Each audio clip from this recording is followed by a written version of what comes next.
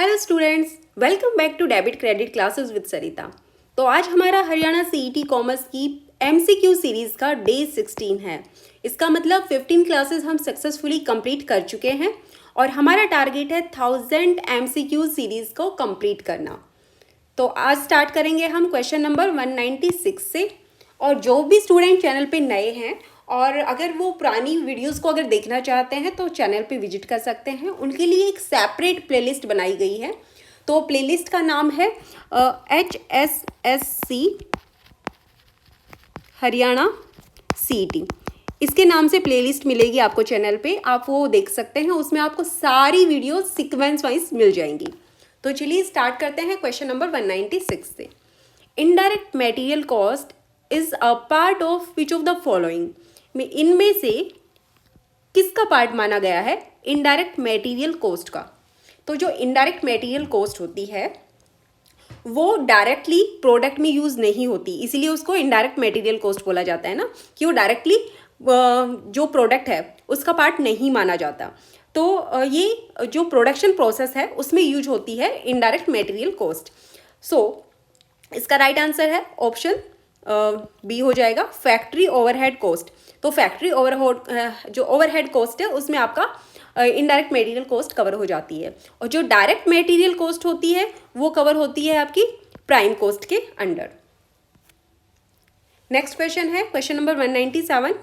Which among the following have not contributed to promotion of FDI in India. इनमें से कौन सा ऐसा बोर्ड है जो एफडीआई के प्रमोशन में कंट्रीब्यूशन नहीं देता, कंट्रीब्यूट नहीं करता। तो इसका जो राइट आंसर है वो हो जाएगा option number C. Option number C क्यों होगा? क्योंकि allowing FDI from Pakistan to enter the country. तो जो पाकिस्तान से जो भी एफडीआई आती है इंडिया में वो अलाउ नहीं है। क्यों अलाउ नहीं है? क्योंकि बिकॉज ऑफ सिक्योरिटी रीज़न। तो इसलिए एफडीआई इसको प्रमोट नहीं करती। तो अदर ऑप्शंस को भी एक बार देख लेते हैं। तो राइट आंसर तो ऑप्शन सी हो जाएगा इसका। अदर ऑप्शन है setting up of foreign investment promotion board. तो जब फॉरेन इन्वेस्टमेंट प्रमोशन बोर्ड बनाया जाता है उसका मेन मोटिव होता है बनाने का कि ये एफडीआई अप्रूवल्स को ईजी बनाता है, तो ये बिल्कुल प्रमोट करता है।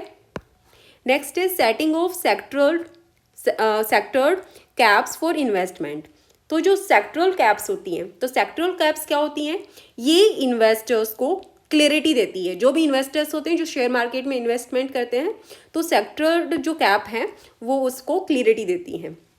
तो ये भी प्रमोशन बोर्ड का जो प्रमोशन है उसका कॉन्ट्रीब्यूशन माना जाता है। Next D, enactment of foreign exchange management act. Means जो फेमा है, जो फेमा एक्ट बनाया गया फॉरेन एक्सचेंज मैनेजमेंट एक्ट, इसका मेन मोटिव होता है फॉरेन इन्वेस्टमेंट्स को रेगुलेट करना। तो ये जो भी फॉरेन इन्वेस्टमेंट्स होती हैं उनको रेगुलेट करता है। Next, self reliance in the economic context implies that a country. Means जो सेल्फ रिलायंस है, तो self reliance in economic country का क्या मतलब होता है? Self reliance in economic country, इसका मतलब होता है कि सेल्फ रिलायंस का मतलब होता है कि सब कुछ कंट्री अपना खुद बनाए। सब कुछ का मतलब ये नहीं कि सारे प्रोडक्ट खुद बनाए, वो प्रोडक्ट्स जो एसेंशियल्स हैं, जो विटल हैं, जो कंट्री के लिए नेसेसरी हैं, वो प्रोडक्ट कंपनी खुद प्रोड्यूस करे, किसी दूसरी कंट्री पे डिपेंडेंट ना हो इसके लिए। तो इसका राइट आंसर हो जाएगा option number D, meets it's demand for the whittle goods and services from its domestic production. जो भी डोमेस्टिक प्रोडक्शन है उसमें वो जरूर प्रोड्यूस करें जो हमारी कंट्री के लिए ज़रूरी गुड्स और सर्विसेज हैं, तो उनके लिए हमें दूसरी कंट्री पे डिपेंड ना होना पड़े। तो इसका राइट आंसर ऑप्शन डी हो जाएगा। नेक्स्ट क्वेश्चन है, India dominates the world exports market because. जो इंडिया है वो क्यों डोमिनेट, कैसे डोमिनेट करता है वर्ल्ड एक्सपोर्ट मार्केट को? जो हमारा एक्सपोर्ट मार्केट है वर्ल्ड का उसको डोमिनेट कैसे करता है? तो इसका राइट आंसर है option C, low inflation and cost of inputs. Low inflation and cost of input क्या होगा? इसका मतलब है कि इंडिया में जो लेबर है और जो रॉ मटेरियल है वो अदर कंट्रीज़ के कंपेरेटिवली काफ़ी सस्ता होता है, क्योंकि इंडिया में जो भी लेबर होती हैं और जो भी रॉ मटेरियल होता है वो काफ़ी कम प्राइस पे अवेलेबल होती है, लेबर सस्ते रेट पे मिल जाती है। तो जब लेबर और रॉ मटेरियल आपको सस्ते रेट्स पे मिलते हैं तो उससे आपका जो कॉस्ट है, इनपुट्स की कॉस्ट है, वो काफ़ी कम हो जाती है अदर जो कंट्रीज़ के कंपेरिजन में। मान लेते हैं कि कोई प्रोडक्ट है, उसको बनाने में अदर कंट्रीज़ की कॉस्ट आती है 100 रुपीज़, लेकिन इंडिया में सस्ती कॉस्ट होने की वजह से वो 70 रुपये में बन के तैयार हो जाता है। तो इससे क्या होगा कि हमारे कंट्री में ज़्यादा प्रोडक्ट्स को हम प्रोड्यूस करेंगे, और ज़्यादा प्रोडक्ट प्रोड्यूस करेंगे तो ज़्यादा हम एक्सपोर्ट करेंगे, मार्केट में एक्सपोर्ट करेंगे। तो इसलिए इसी वजह से हम जो इंडिया है वो डोमिनेट करता है वर्ल्ड एक्सपोर्ट मार्केट में अपने आप। Next, the world banks environmentally sustainable development division has developed green index, which one of the following is not a part of this index? तो जो ग्रीन इंडेक्स है, ग्रीन इंडेक्स का part क्या नहीं है इनमें से? ग्रीन इंडेक्स का पार्ट कौन सा नहीं है? तो इसका राइट आंसर ऑप्शन सी हो जाएगा, सोशल एसेट्स। क्योंकि जो ग्रीन इंडेक्स इन्वायरमेंट है सस्टेनेबिलिटी मेजर करता है। क्या मेजर करता है ग्रीन इन्वायरमेंट? सस्टेनेबली मेजर करता है। सो इसमें इंक्लूड होते हैं जो भी प्रोड्यूस्ड एसेट्स हैं वो इंक्लूड होते हैं, नेचुरल एसेट्स भी इंक्लूड होते हैं, ह्यूमन रिसोर्सेज भी इंक्लूड होते हैं, लेकिन जो सोशल एसेट्स हैं वो इंक्लूड नहीं होती। नेक्स्ट क्वेश्चन है, the period of the previous year for a new source of income which commenced in the mid of the calendar year will be. Question बोल रहा है अगर कोई नई सोर्स है, आपकी इनकम का कोई नया सोर्स है, जैसे कि बिजनेस इनकम हो सकती है या कोई सैलरी इनकम हो सकती है, वो इनकम आपकी प्रीवियस ईयर के मिड में स्टार्ट होती है। जैसे मान लेते हैं कि अभी 2026 चल रहा है, 2025 जुलाई से आपने कोई बिजनेस स्टार्ट किया और बिजनेस स्टार्ट करने से आपकी बिजनेस इनकम हुई, और उस बिजनेस इनकम वो आपकी साल के बीच में हो रही है, जो भी साल है, जो प्रीवियस ईयर है उसके बीच में स्टार्ट हो रही है ना। तो क्वेश्चन पूछ रहा है कि उसका प्रीवियस ईयर क्या माना जाएगा अगर किसी मिड कैलेंडर ईयर से आपकी इनकम को स्टार्ट होती है। तो सबसे पहले हम ये समझते हैं कि जो इनकम टैक्स में दो इम्पोर्टेंट टर्म्स यूज होती हैं, एक होती है प्रीवियस ईयर और एक होती है असेसमेंट ईयर। पहले इनको समझते हैं कि ये क्या होता है। तो प्रीवियस ईयर क्या है और असेसमेंट ईयर क्या है? तो प्रीवियस ईयर का मतलब होता है कि जिस साल की इनकम, जिस साल में इनकम अर्न कर रहे हैं उसको बोलेंगे प्रीवियस ईयर। जैसे हमने 2025-26 में इनकम अर्न की तो इसको बोलेंगे प्रीवियस ईयर। ये स्टार्ट होता है अप्रैल से लेके मार्च, 31 मार्च तक, तो इसको बोलेंगे प्रीवियस ईयर। और जो 2025-26 में हमने इनकम अर्न की थी उसका टैक्स कब पे करते हैं, कब हम इनकम टैक्स रिटर्न फाइल करते हैं? इनकम टैक्स रिटर्न फाइल करते हैं हम 2026-27 में। इस साल की इनकम इस साल में हम फाइल करेंगे, ठीक है। तो इसको हम बोलेंगे असेसमेंट ईयर और इसको बोलेंगे प्रीवियस ईयर। तो प्रीवियस ईयर क्या हुआ? प्रीवियस ईयर वो हुआ जिसमें हमने इनकम अर्न की है। और असेसमेंट ईयर क्या हुआ? असेसमेंट ईयर वो होता है जिस साल हम टैक्स कैलकुलेट करते हैं, रिटर्न फाइल करते हैं और टैक्स पे करते हैं, तो उसको बोलते हैं असेसमेंट ईयर। अब क्वेश्चन को समझें, सिंपल लैंग्वेज में समझते हैं क्वेश्चन क्या पूछना चाह रहा है। तो तुमने जो जुलाई मिड कैलेंडर मंथ मतलब मिड कैलेंडर ईयर में आपने जो इनकम आपकी नई जनरेट हुई है, स्टार्ट हुई है जो 1 जुलाई से, तो इसका असेसमेंट ईयर क्या होगा? तो इसका असेसमेंट ईयर वो ही होगा जिस मंथ से आपकी इनकम जनरेट होना स्टार्ट हुई है। तो जुलाई से इनकम स्टार्ट हुई है तो जुलाई से लेके आपका 31 मार्च तक प्रीवियस ईयर माना जाएगा। तो प्रीवियस ईयर जरूरी नहीं कि पूरे 12 महीने का हो, जरूरी नहीं है। असेसमेंट ईयर पूरे 12 मंथ्स का होता है, लेकिन प्रीवियस ईयर नई इनकम के लिए 12 महीने का भी हो सकता है और 12 महीने से कम का भी हो सकता है, लेस देन 12 मंथ्स, ठीक है। तो इसका राइट आंसर ऑप्शन डी हो जाएगा, the exact period of such income preceding to its assessment year.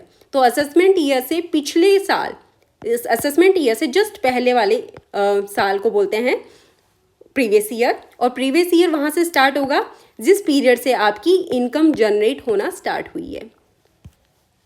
Next question है, how does the management ensures that management decision policies and procedures are followed. Means management कैसे ensure करेगा कि जो भी policies हुए हैं, जो डिसीजंस हैं, वो प्रॉपर तरीके से फॉलो किए जा रहे हैं। कैसे इंश्योर करेगा? तो इसका राइट आंसर ऑप्शन सी हो जाएगा, बाय ऑर्गेनाइजिंग इंटरनल चेक। तो इंटरनल चेक सिस्टम क्या होता है? इंटरनल चेक सिस्टम में हर एक काम ऑटोमेटिकली वेरीफाई होता है, तो इससे ऑटोमेटिकली काम वेरीफाई हो जाएगा और जिससे मैनेजमेंट इंश्योर करेगा कि हाँ अभी सारे डिसीजन, सारी पॉलिसीज, सारे प्रोसीजर्स प्रॉपरली फॉलो किए जा रहे हैं।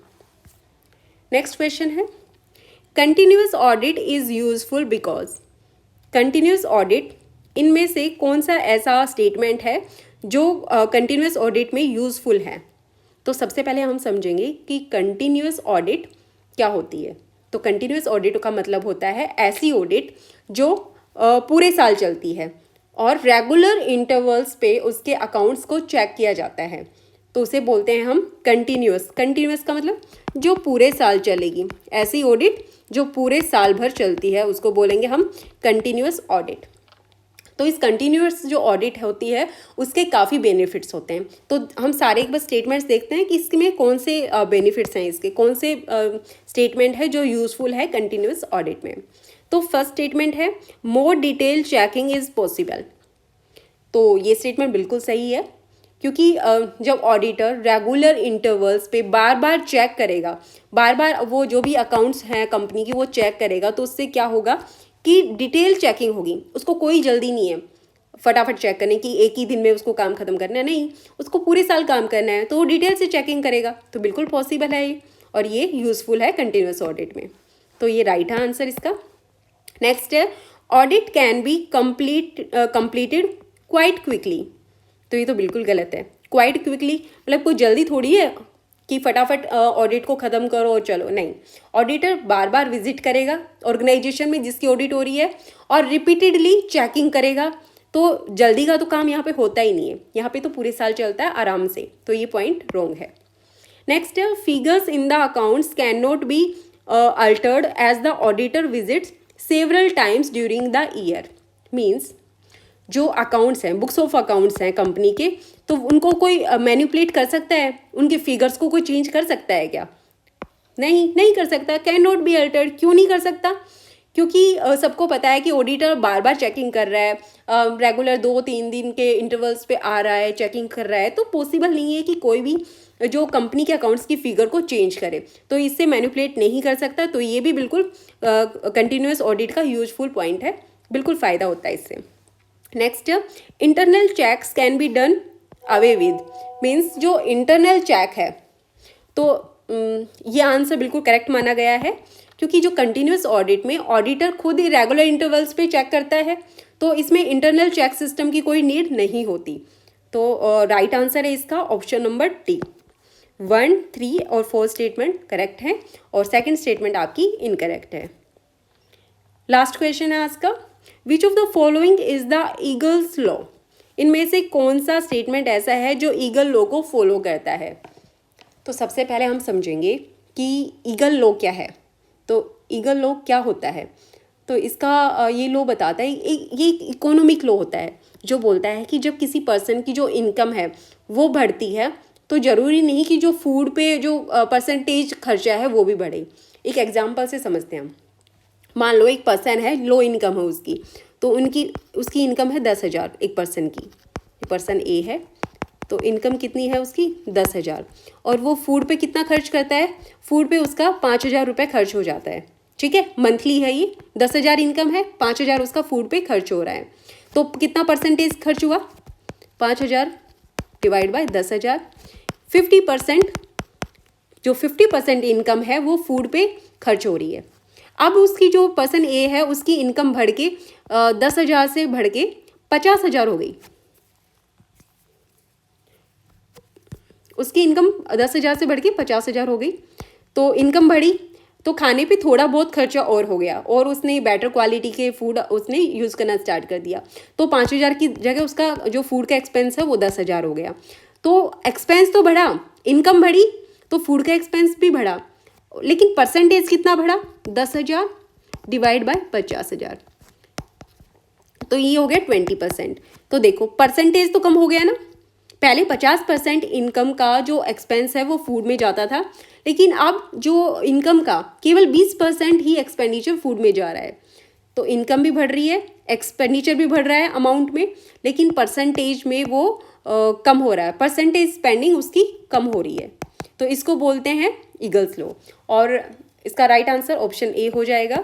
As the income of customer increase, customer की इंक्रीज हुई income, expenditure on the food भी इंक्रीज हुआ, लेकिन जो परसेंटेज है वो कम हो जाएगा।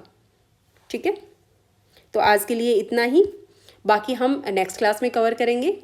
और अगर आपको वीडियो हेल्पफुल लगी है तो प्लीज़ लाइक ज़रूर करें और अपने फ्रेंड्स के साथ भी शेयर करें।